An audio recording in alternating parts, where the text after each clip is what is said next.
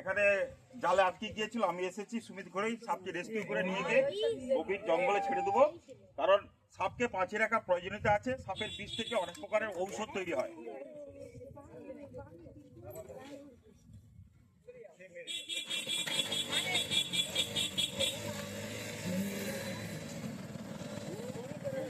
এখানে যারা চাষে যান, জমিতে ধান কাটতে সাবধানে যাবেন।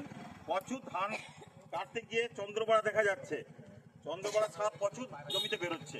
সেই জন্য আগে জমিতে বাঁশ দিয়ে বাঁচিয়ে দেবেন, তারপরে জমিতে ধান কাটতে যাবেন। কারণ প্রচুর চন্দ্রবড়া বেরোচ্ছে ইদানিং কালে, দেখতে পাচ্ছি আমরা। আর কাউকে যদি সাপ কামড়ায় সোজা হসপিটাল, গুনিন কাটা বাঁধন নয়, সময় নষ্ট না করে 100 মিনিটের মধ্যে হসপিটাল পৌঁছে গেলে সেই রোগী বেঁচে যাবে। এখানে স্থানীয় স্বাস্থ্যকেন্দ্র সোনাখালী পৌঁছে যাবেন, তাহলে রোগী বেঁচে যাবে। ঠিক আছে, কোথায় গেছিলেন? আমি